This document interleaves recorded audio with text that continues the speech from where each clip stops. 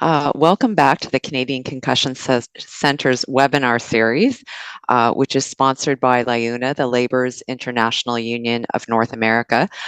My name is Leslie Rattan, and I'm really pleased to be moderating our webinar series, which was developed for individuals that have sustained concussions, their caregivers, and healthcare providers. If you've been with us before, you know that our sessions focus on different aspects of concussion, and we start with an expert speaker for about the first half, and then you have the opportunity to get any of your questions answered in the second half. And you'll know as well that we've been running these sessions every other week on Tuesday evenings. Tonight is our last session just before we break for the summer, and then we'll be returning in the fall. I'd like to begin as well by acknowledging the Indigenous peoples of all the lands that we are on today. While we are meeting virtually, I'd like to take a moment to acknowledge the importance of the lands which we each call home, to reaffirm our commitment and responsibility in improving relationships between nations, and to improving our own local understanding of local Indigenous peoples and their cultures. In terms of the webinar tonight, if you do have any questions that come up as you're listening, if you look to the bottom of your screen, if you just move your cursor down, you'll see that there's a Q&A icon. Please just enter any questions in there. If you are having any technical difficulties, please enter those into the chat, and Christian can help you out. Also, just so you know, if you've missed any of our previous webinar sessions, they are all archived and stored on the Canadian Concussion Centre's website. And Christian, I think, will put a link to that in the chat. Just before we move on to tonight's speaker, we're just going to run a short poll, as we always do, just to get a sense of who is in the audience and see who our viewers are tonight. Just give you a second to click on that. And for this evening's session, I'm really pleased to welcome back Dr. Robin Green, who's going to be presenting Persisting Problems with Attention, Speed of Processing, Memory, and Executive Functions. Dr. Green is a clinical neuropsychologist and senior scientist in cognitive neurosciences at the University Health Network, Toronto Rehab, and the Saunderson Chair in Acquired Brain Injury. Her program of research addresses brain and behavioral mechanisms of recovery from TBI. Her lab is focused on neural, cognitive, and mood functioning in the chronic stages of mild to severe brain injury in order to develop evidence-based treatments. The lab has identified novel, modifiable, or treatable targets and has developed mechanism-based treatments to prevent declines in chronic brain injury and improve cognitive, mood, and emotional functioning. Her lab has focused more recently on the development of novel interventions for concussion and for long COVID. Recently, Dr. Green and colleagues founded the Telerehab for Acquired Brain Injury, a provincial research center where patients across the province receive remotely delivered interventions through participation in research. Patients range from months to decades post-diagnosis. The center studies brain behavior relationships, neurodegeneration, and novel brain injury treatments, while concurrently filling a very significant gap in the clinical care for chronic brain injury. Dr. Green completed her PhD at Cambridge University and her clinical neuropsychology training at UHN in Toronto. And with that, I will turn it over to Dr. Green. So welcome, everybody. It's my pleasure to talk tonight about persisting problems with attention, speed of processing, memory, and executive functions.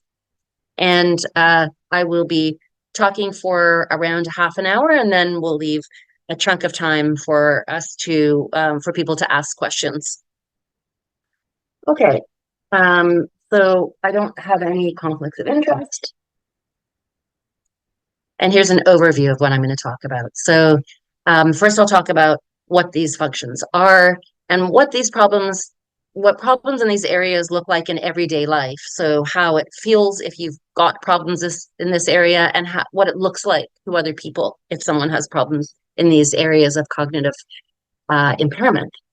I'm going to talk about the causes and perpetuators of thinking problems. So you heard from Dr. Gould about the direct effects of concussion, but I'm going to focus in particular on indirect causes, like the effects of sleep, anxiety, I'll speak about a little bit about the vicious cycle of symptoms and how symptoms can affect one another and affect cognition in turn.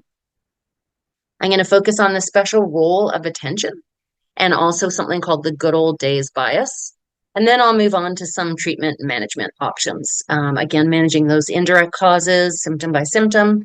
And also I'll talk a little bit about changing the brain with through neuroplastic interventions. And I'll talk about cognitive strategies and interventions. Okay, so common cognitive symptoms after concussion. Attention and concentration, which I'm going to come back to, and I'm going to describe these different subtypes of attention a little bit more. But what does that look like in everyday life? That can look a lot like a person is zoning out. People can be forgetful, distractible. They might have difficulty in conversation. You might not recognize an attentional problem as you might recognize an attentional problem as a language problem because they're having trouble following or tracking a conversation. Person might be repeating questions a lot. And of course, they might have difficulty learning new things. Processing speed, we can talk about verbal processing, we can talk about visual processing and scanning. And that in large part can manifest as just taking more time to get things done. Learning and memory, we divided learning and memory into a lot of different subcategories, but these include immediate memory or working memory, holding information in your mind's eye on the order of seconds to a minute or two. Long-term memory, which in psychology refers to kind of the next memory system out, so holding information in mind for anywhere from minutes to hours to weeks to years. Prospective memory refers to remembering to remember. So, remembering an appointment or remembering to take your medications. And we can organize memory into input and retrieval. So we can have difficulties in all of these different sub areas of memory.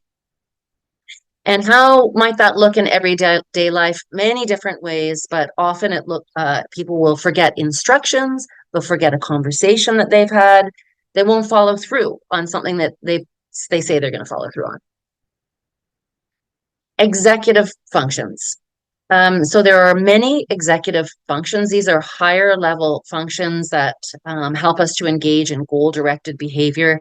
And these break down, some of the different executive functions include multitasking, planning and organizing and following through, not being impulsive, not being disinhibited or being able to inhibit responses, controlling or regulating our emotions, and judgment are all as well as problem solving and working memory, which I mentioned before.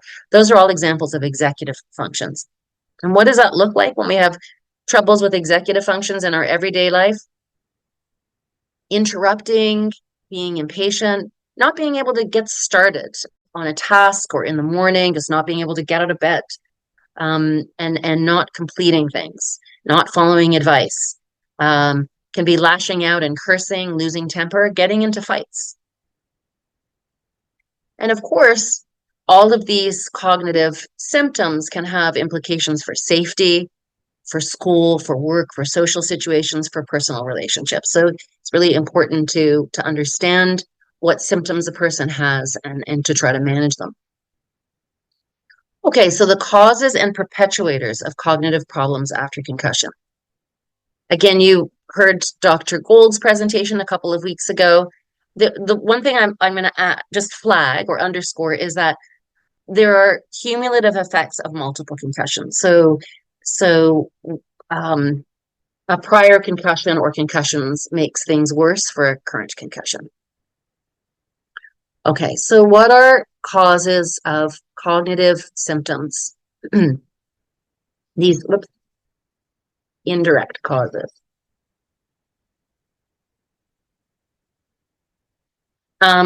So by indirect, I'm referring to things like sleep disturbance and fatigue, headache, pain, other kinds of pain, mood, anxiety, medications, and substances that have an impact on our thinking. So sleeping pills, of course, cannabis, ADHD, problems with our endocrine system, especially thyroid, and attention problems. So all of these can have an impact on on cognitive functions. And these symptoms may have been present prior to the concussion, or may have emerged since the concussion. And that leads me to talk about this vicious cycle of concussion. So this is the idea that you have a concussion, and that leads to cognitive symptoms, which in turn may lead to symptoms of mood, so depression or anxiety, and that may disrupt our sleep. And that may in turn worsen the cognitive symptoms, which may in turn worsen our mood, and so on. And so this is a real problem in concussion, and it's really important to try to interrupt that vicious cycle of concussion, which I'll talk a little bit about afterwards. But I want to come back to the idea of attention problems as a primary driver of other cognitive problems. So there are many different types of attention. There's selective attention, which we sometimes consider the gatekeeper. So this is focusing on one thing and ignoring other things. Sustained attention, which is maintaining our attention or staying focused over time, resisting distraction. Attentional shifting, or dividing our attention. So this is shifting between tasks, back and forth. Parallel processing or multitasking, so doing two things at once. And working memory, which I mentioned earlier, is also an executive function, and that's the ability to hold information in our mind's eye and to work with that information. And these aren't all the different types of attention, but I wanted to name some of the really important ones. And again, it's special because it underlies all other cognitive processes.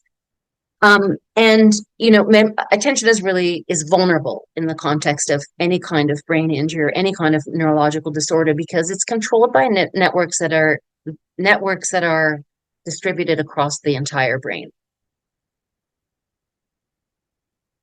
So because those networks are spread out, it also makes them more susceptible to fluctuations in physical and mental states. And so again, it's really important to take care of ourselves physically and mentally, because anything that might decrease the brain's processing efficiency can affect cognition. So poor sleep, fatigue, having a cold, being hungry, thirsty, anxious, depressed, and so forth.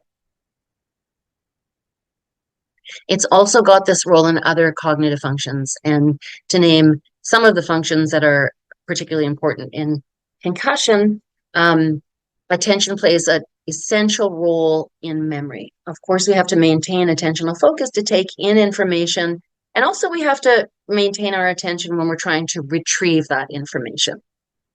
It has an impact plays a role in language functioning. So we hold information in our mind's eye while we're reading, while we're following conversation. So, consider that when you're talking to someone, you're having to hold the beginning of a sentence, like I'm sharing with you right now, in mind until I get to the end of this sentence. And that's attentional functioning. Executive functions need to pay attention, hold information in the mind's eye, and manipulate that information in our mind's eye, for example. And that's the role of attention.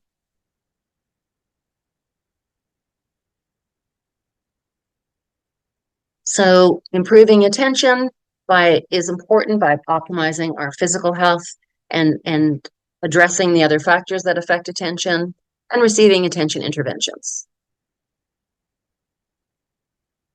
Okay, so still on this idea of causes and perpetuators of cognitive difficulties, I want to talk about misinterpreting cognitive symptoms.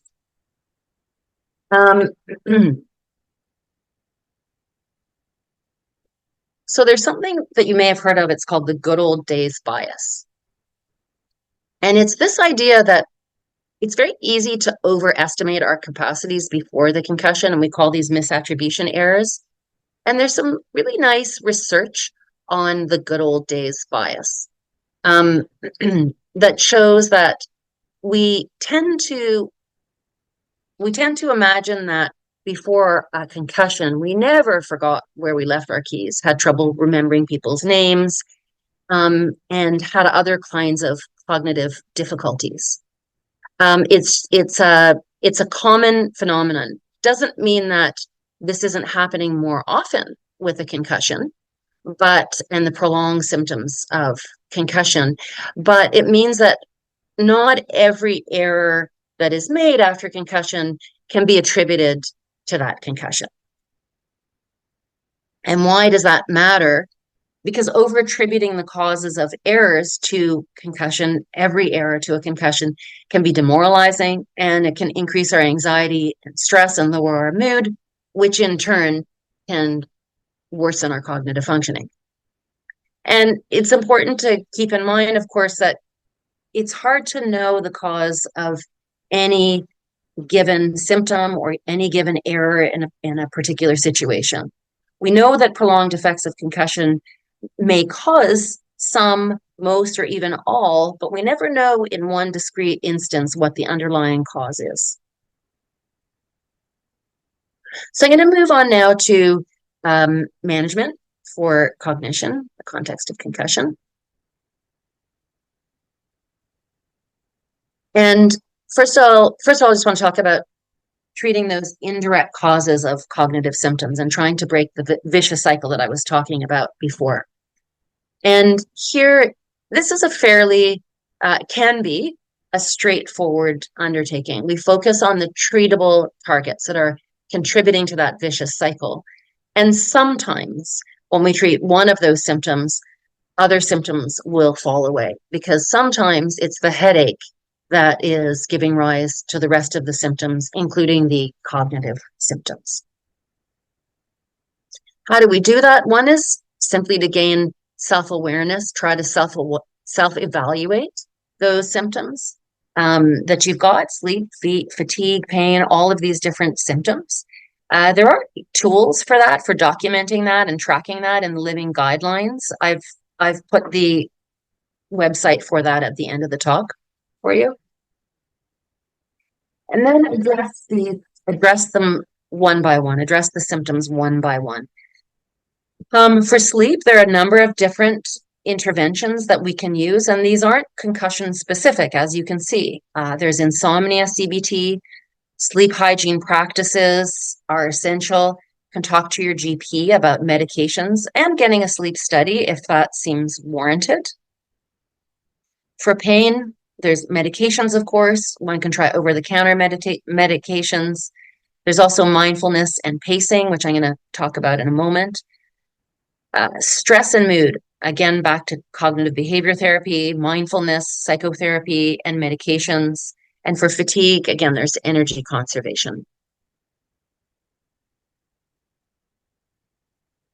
So for fatigue, some of the recommended general strategies, and again, fatigue being a driver of cognitive symptoms, there's energy conservation, stress management, exercise, mindfulness, cognitive behavior therapy, setting priorities, being attuned to the effects of medications, and managing sleep. All of these can have an impact on fatigue.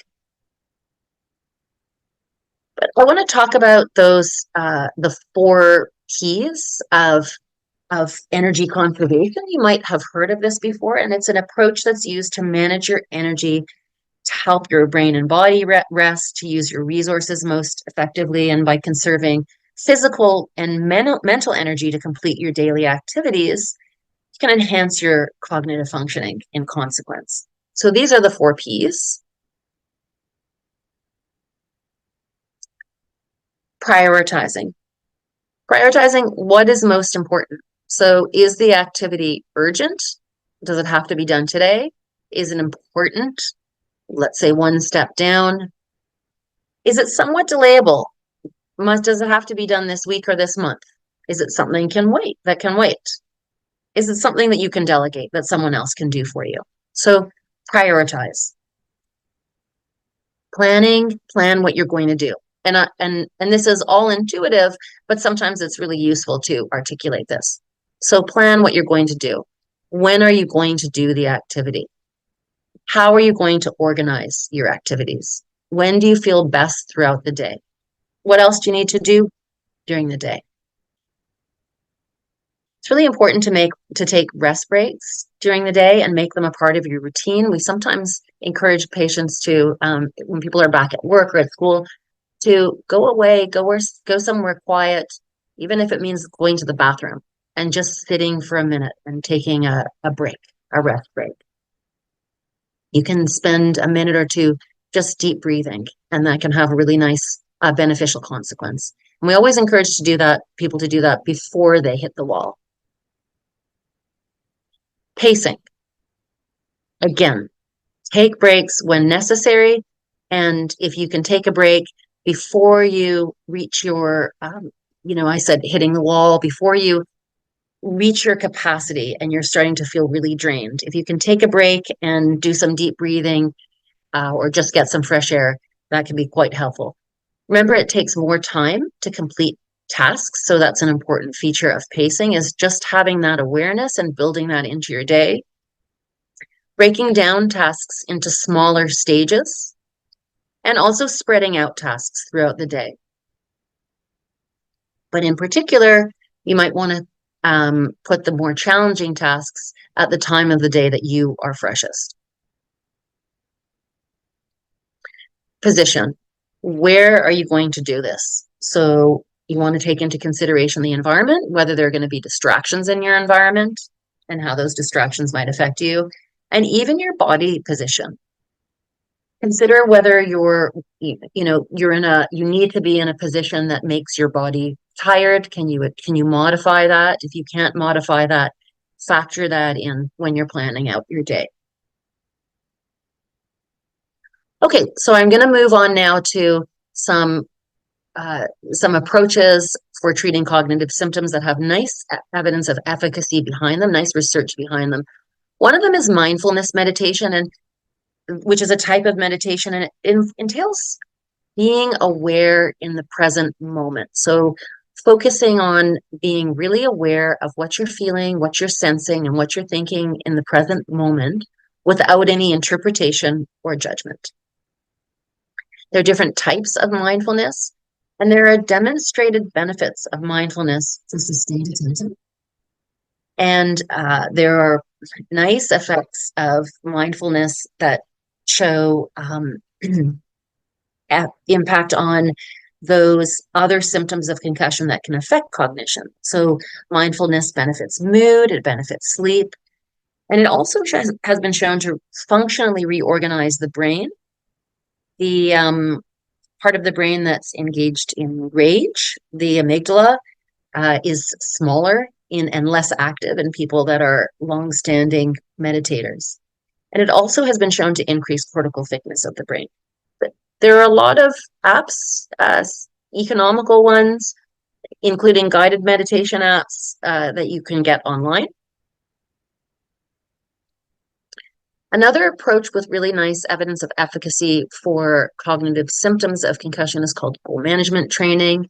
You might have heard of this, and this is an interactive program, and it helps people to accomplish their goals. It helps with planning, organization, following through.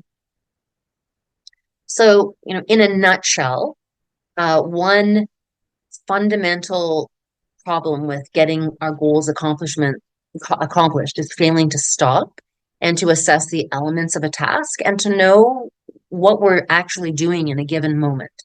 And so GMT provides these strategies such as the stop technique to tackle this. And what it does is it enables you to get really comfortable and efficient at performing this technique so that you can perform it in almost an automatic way in your everyday life. Another goal management problem is not having control over attention, so being absent-minded and slipping into that autopilot state, and as a result, being forgetful. So GMT provides approaches that help you to stay on track with tasks. and ultimately to be more productive from day to day. Okay, so there are a lot of other components of GMT. We can come back to that afterwards. Other approaches with evidence of efficacy. So I just want to tell you some broad concepts and some associated strategies. So a really important concept is neuroplasticity, and that's the ability of the brain to change and to rewire itself based on a person's experience.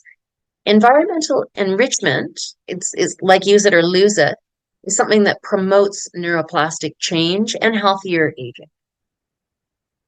So one type of environmental enrichment is physical exercise. We can talk about exercise as medicine, and in the context of concussion, something called subthreshold exercise.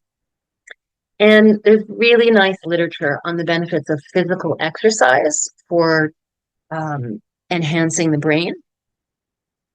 Physical exercise actually promotes the proliferation of new neurons. So we encourage people to aim for daily aerobic physical exercise.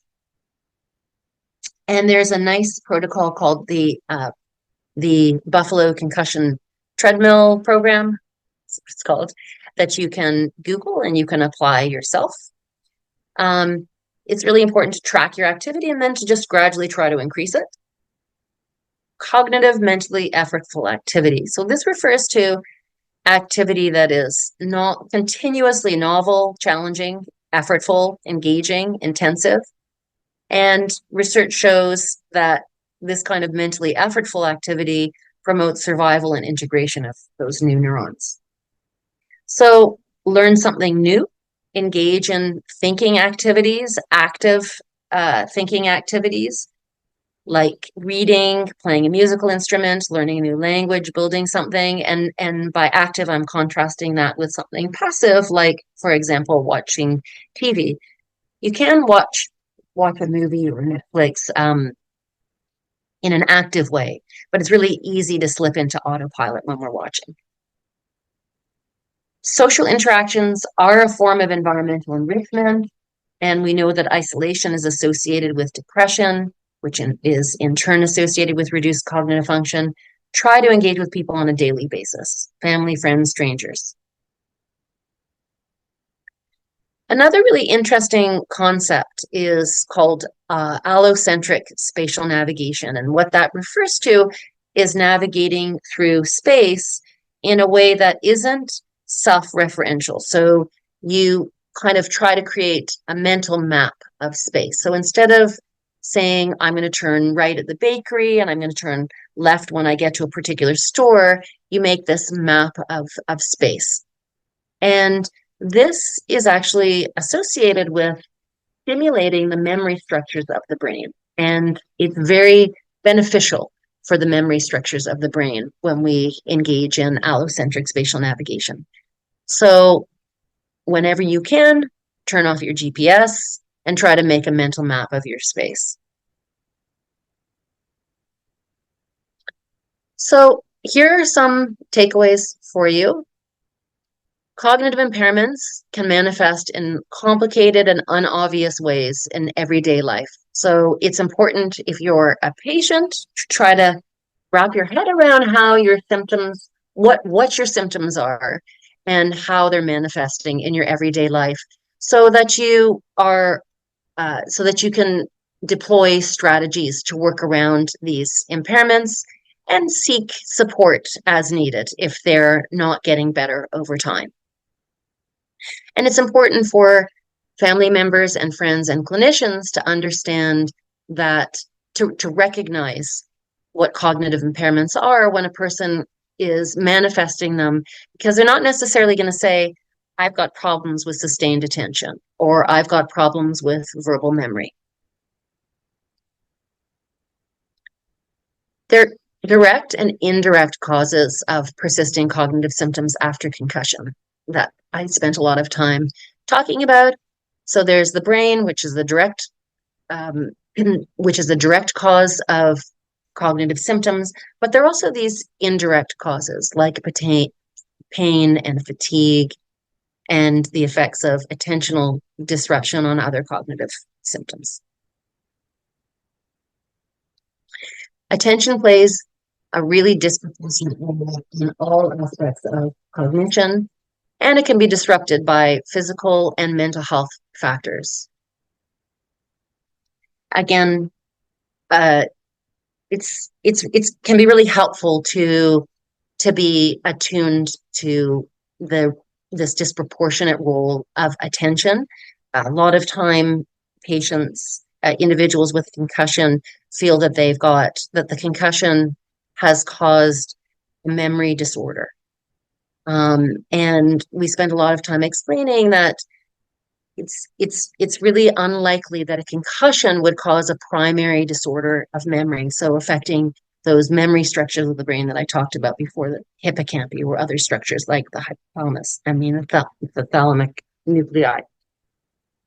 And rather, it's often the impact of attention on memory that is disrupting memory function. So if one can get a handle on what ways in which attention is disrupting memory, that can often help to manage the memory symptoms. Misattribution error, so overestimating our capacities before the concussion, is really common. There's a lot of research behind it, and it can increase stress and worry. I really want to flag that there isn't a magic bullet for helping us to recover from concussion. The best intervention, the most effective intervention out there right now is called subthreshold exercise that I mentioned before. So exercise as medicine is the best treatment approach. Address the indirect causes like headache, pain, and sleep to tackle your your cognitive symptoms. Consider interventions and practice strategies, goal management training, mindfulness, allocentric spatial navigation, and try to enhance your brain health through mental, physical, and social stimulation. And here are the brain injury guidelines that I referred to. So I'm going to stop sharing. Great. Thank you so much, Dr. Green. That was excellent. Very comprehensive overview. So for everyone watching, if you have any questions that you would like answered, if you can enter those into the Q&A, we have a thank you. Okay, and we did have a question too about the slides from tonight, and that will be available. I think Christian will put that in the chat, but it also goes up with our presentations on the website more recently for presentations too, so you can actually watch the video and look at these slides. Okay. Here we've got a question. What is a good source to learn more about subthreshold exercise? Sure. So the acronym that I was reaching for was the BCTT, or the Buffalo Concussion Treadmill Test. I'm not sure if we have a central resource. If you email, if we can send that out. I can also, Leslie, can you tell me what happens with the slides? Because I could actually put that resource right on the slide, and then we can send that out. Yeah. Christian will, it will go up on the website. So a copy will go up on the Canadian. So if you want to add that, that would be great. And then whoever's asking that, you can, once it gets up there, probably within the week, you'll be able to access that. Sure. So, and then I'll also flag for clinicians who are interested in participating in echo concussion. We have one session that is devoted completely to training clinicians on how to deliver the Buffalo Concussion Treadmill Test. Do you want to say a I'm little just bit trying to more? multitask here and put sorry. the guidelines into the chat in response to that request. I was just going to say a little bit more about echo concussion if people don't know what that is. It's a program we have at currently offered through UHN, and it is basically training on for healthcare providers on concussion-related symptoms. So I think if you Google echo concussion, UHN, you will find that. Okay. And Christian has also just put a copy in the chat. So, okay. So Leslie's asking, you provided a lot of physical and cognitive symptoms of concussion. Have you, I guess, are there any imaging and endocrine data that can support some of these findings in terms of the physical and cognitive symptoms that we see? So I'm just trying to make sure I understand the question. So, is there are there demonstrated effects on the brain in the context of concussion of these physical and cognitive I think symptoms? yeah. And Leslie, if you want to type to clarify, go ahead. But I'm assuming that's what they're referring to. Yeah, it's a great question because, of course, so there are concussions. So for the most part, imaging is normal in the context of concussion. But we know that but when you look at the level of group, you can see the effects of concussion. So particularly in white matter studies and studies of diffusion tensor imaging, you can see the effects on the brain in group-based studies, both acutely and subacutely. But you won't see in the majority of patients any positive findings, even on MRI or contrast MRI of a concussion, if that's what you're asking. In terms of endocrine data, I don't know the endocrine literature well. I mean, the pituitary gland is vulnerable to shearing forces. I can, it's certainly there are positive findings of endocrine disorders in the context of, or of endocrine, sorry, there are positive endocrine findings in the context of concussion and prolonged concussions. And I can, if you're interested in research data, I could pull studies. Is that of interest? Just and feel free, Leslie, to clarify exactly what you're after. I can see Heather's question, so I put that link in the chat. Oh, you did? Okay. Yeah. Okay, great. Thank you. That's what I was just looking for. I don't see anything in the chat other than the webinar link and a question about whiplash. So the one that was on your last slide, that was was that the concussion guidelines, the living concussion guidelines?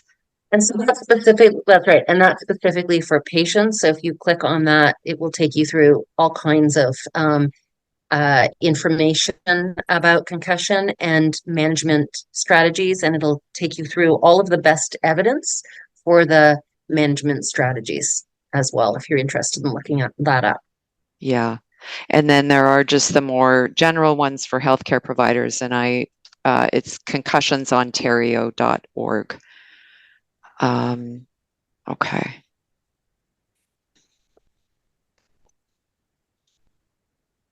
Sorry, I'm having an issue with my... Can you see the questions, Robin? Yes. I'm having difficulty with... There was a question about whiplash, but there was an individual that thought today was about whiplash, just flagging it was not about whiplash. I think there may have been an error on the website. My apologies. I'm having difficulties. Okay. All right. So any other questions? I think that comes to the end of the questions that are in the Q&A. So Heather Uh, is saying that she doesn't see the link for brain injury. For the brain injury guidelines, Heather, it's they are in there. There are no links in the chat. And saying, yeah, I'm not sure if Christian can help think out. I think I know what might be happening here. Yeah, I'm not sure who the chat is, who's Oh, able to see looking, Christian when we type. yeah, it looks like it was sent directly to the panelists, so I'm just going to repaste those links in the Oh, chat perfect. now. Thank you. Perfect. And then we have someone asking, what is the best way to assess long-term versus short-term memory? right. Yeah, it's another good question. So short-term memory is we call working memory, and there are specific cognitive tests for assessing that. So one of the most common measures of working memory is digit span backwards and visual span backwards. So that uh, is so digit span forwards you might have heard about. So you just provide a series of numbers to a person. These are so in the context of um, some standardized published measures, you can find these tests. But digispan forwards involves reciting numbers to a person and having them repeating it back to you. I mean, but digispan backwards, which tests auditory verbal working memory, involves presenting those numbers and having the person repeat them in reverse order. And you have to hold information in your mind's eye and manipulate it to be able to do that. And we do the same thing with, we have something called spatial span, where you tap out on a series of blocks, a sequence, and the person first has to repeat it back forwards. And then you do another sequence and they have to tap it back in reverse order to the one that you provided. So that's one way of getting at a person's working memory, both verbal and visuospatial working memories. And then for long-term memory, there are many other tests of working memory like that. For longer-term memory, we a very standard way of doing it is either to present stories. So that's a way of testing a person's ability to hang on to organized information.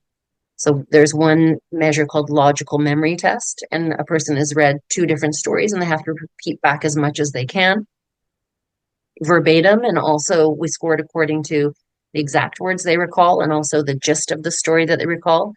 And that's really relevant to everyday life, that kind of a measure. In fact, it's predictive of how someone is going to fare in everyday life, according to research from our lab, more so than memory for unorganized information. But we also test that, and that's even harder. So you give someone a list of words that they have to recall back. And we repeat that multiple times and they repeat it back multiple times. And you do it after a short delay and then a long delay. Same with the stories. You do it after a short delay and then a longer delay. And it's sometimes you can capture a person's long-term memory problems using that harder test of unorganized memory.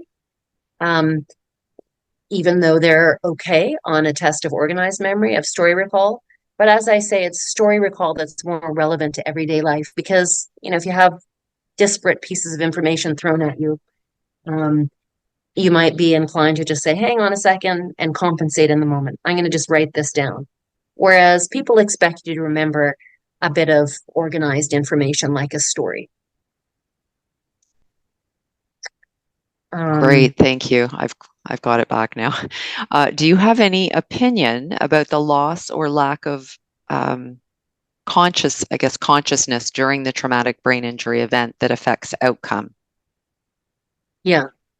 Well, so loss of consciousness, depending on its duration, is a predictor of the severity of the traumatic brain injury.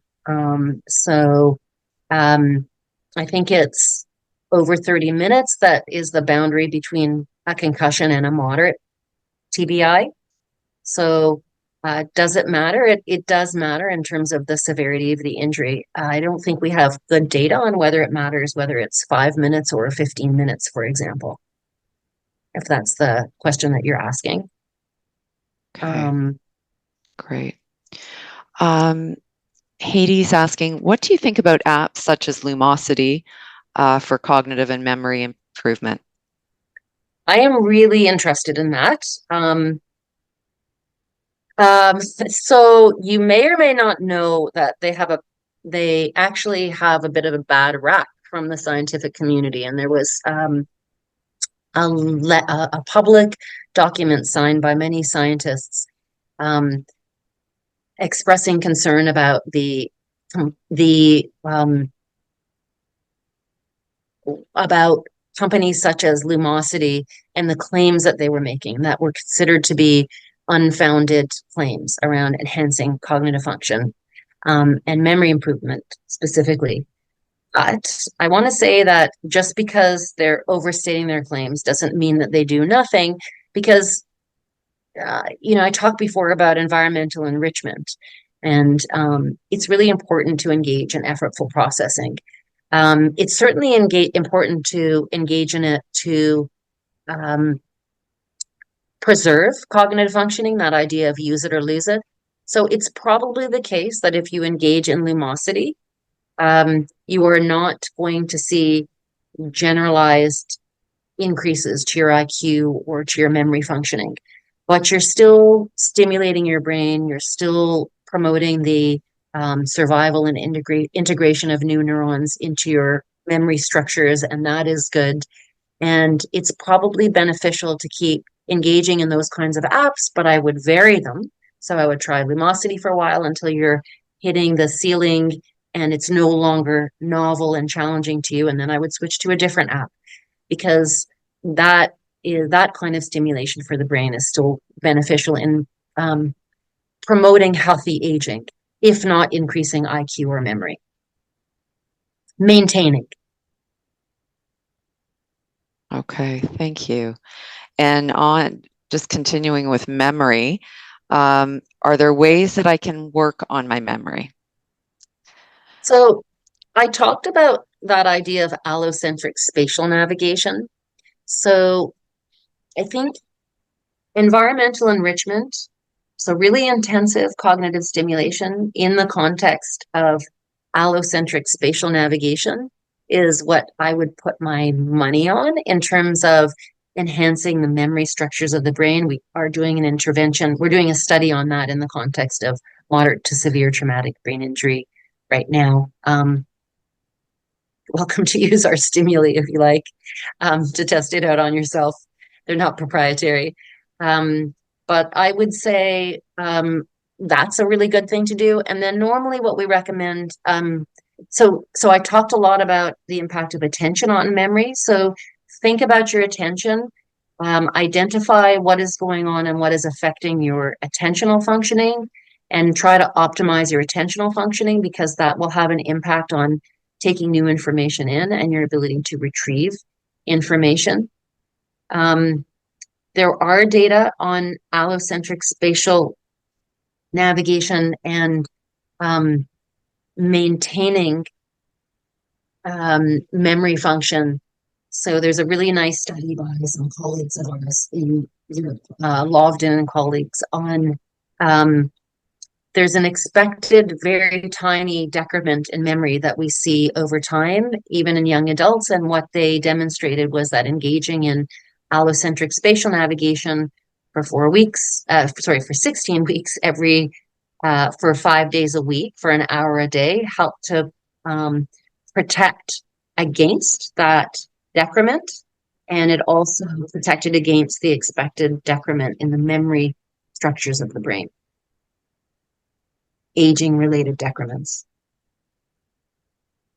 Great, thank you. What the other thing I was Yeah. going to say is strategies. Leslie and I both know lots of mnemonic or memory strategies that are beneficial for memory functioning. There are things like, I could describe them, but I would say you're better off. I think we'd be better off providing them on a website, on the website as well. Strategies like we talk about chunking and spaced retrieval. There are many different kinds of memory strategies that don't necessarily enhance your your memory capacity, but they enhance your ability to remember new material. So your raw memory ability isn't going to get better when you're applying these strategies, but the strategies will help you to retain the information you're trying to retain. So we can put them on the website as well. Great, thank you. Dr. Tatter is asking, where is GMT available and is memory dependent on stem cells? Oh, okay. So Dr. Tatter, yes. So GMT, we run a teleneuro rehab center, and we deliver full management training in our telerehab center, including for people with concussion, and it's delivered for free. So I guess we can put up the website for the C.E.T.S Teleneuro Rehab Center. I don't know, Christian, if you're able to pull that up. But we can put that on the website as well. It's available. It's delivered at Baycrest, not for free, but there's certain practitioners who also deliver it. Ours is provided online, and it's group-based. Is memory dependent on stem cells? That's a really interesting question. So let's see. So inside, I'm not sure what that, okay. So, inside the hippocampi, inside the dentate gyrus, is where we produce new stem cells that are produced in association with new learning. So yes, the answer is on the proliferation of those new stem cells, but also on their integration. And I think about half of our newborn neurons die off.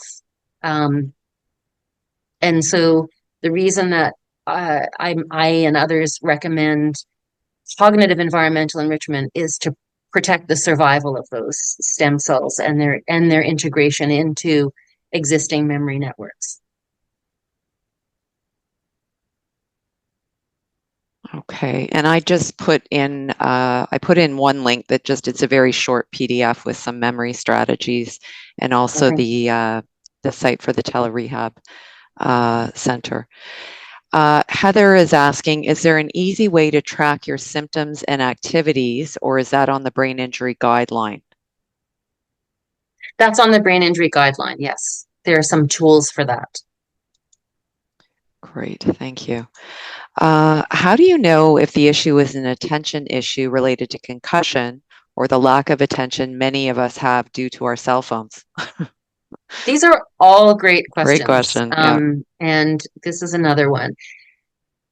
So what I can tell you is, so I'm a neuropsychologist, and we do neuropsychological assessments, and, unfortunately, neuropsychological assessment was designed for much more severe symptoms, cognitive symptoms, than we see in concussion. And it's really difficult can be very difficult to capture the more subtle effects of concussion, including attentional symptoms. So if someone has a concussion, they come to us and they do a neuropsychological assessment, they may be performing within the average range, even though they actually have declined in their cognitive functioning, because you can't really capture a decline. If someone has declined 50 percentile points from, let's say, the 75th to the 25th percentile, they're still in the average range, but we're not going to recognize that as an impairment. So to try to discriminate the underlying cause of a specific symptom, whether it's attributable to the concussion or to the lack of attention that we have due to our cell phones, is really a tall order. But I think there are data out there that are starting to implicate effects on attention from the use of cell phones. Just trying to discriminate in an individual case between the two is a real challenge. Great, thank you.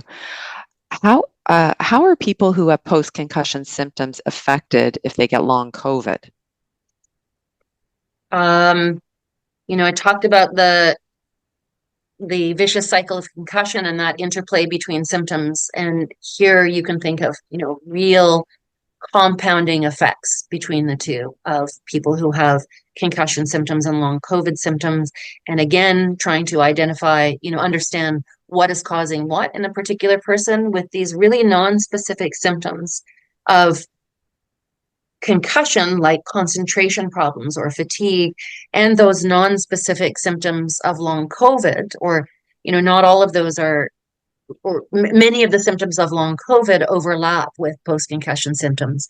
So, in terms of diagnosing symptoms, that's not exactly your question, but it's hard to tell what is causing what. But in terms of how people are affected, those symptoms are exacerbating one another. And it's a real problematic combination that we're aware of. Great, thank you. Leslie is asking, are any of your studies recruiting? Yep. What I would suggest, I guess I hope this person won't mind, but we could probably put Michelle Pinozzo's email in there. If you want to, you can either go to our website or you can email, here, I'll put the email address in. And I think, Christian, you might have to copy and paste.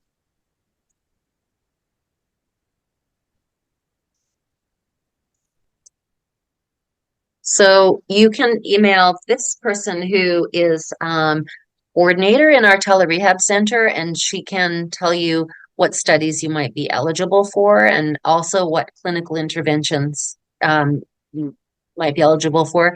In our tele-rehab center, what we do is we take clinical referrals in our tele-rehab center, and then we ask people to use their data for research purposes, and that's how we run our research there. In our lab, patients are referred for research studies, but they also get clinical care in the context of our research studies. So best to talk to Michelle, and she can tell you what options there are for you. Mm-hmm. Okay. That's great. And yeah, there was a question about just, is the center taking new patients? So yep, the answer would be yes.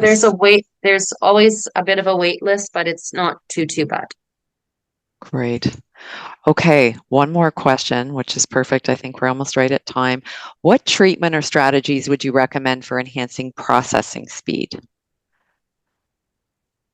I feel like bouncing that over to you, Leslie. Do you have any strategies that you can recommend off the top of your head, or is that something that we should pull?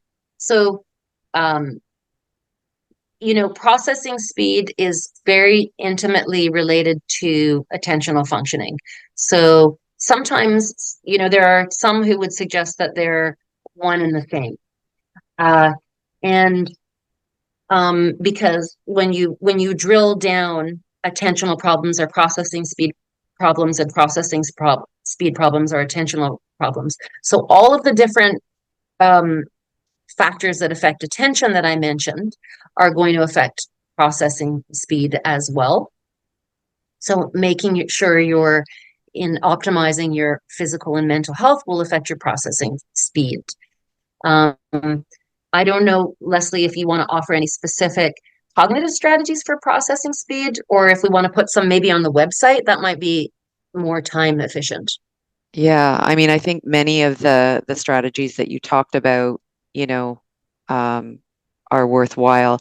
I'd have to dig back into this, but I do recall a suggestion that, like, with some of these cognitive training, Lumosity or Cambridge, there's a number of different ones where you can go on and basically play cognitive games that, of all the different domains of cognition, the processing speed was actually the one that had a better chance of sort of generalizing to other things if you're actually practicing on there. But yeah, I think more about just, are you well rested? Are you pacing yourself? All of those types of strategies. So I don't know if I'm allowed to say this, but I like the data behind Brain HQ. So you're asking about those different brain games. I think there's a ton of scientific evidence behind that particular behind Brain HQ. The criticism of scientists was that the claims that were being made were stronger than the data supported. But I think that there's unequivocal support for improving certain capacities using Brain HQ. To your point, Leslie, I would recommend that, particularly for speed of processing. Mm-hmm. Great, thank you. But I'm not sure if I was allowed to say that. I don't have any involvement with Brain HQ. I'm not sure if I was allowed to say that. Me neither. Okay. Thanks And for there's these been very some, nice comments in the chat. some really, really nice comments. Thank you so much. And yeah, thank you so much to everyone that's attended for this season, and we look forward to seeing people back in the fall. Thank you so much, Dr. Green, for an excellent presentation and answering all of those questions.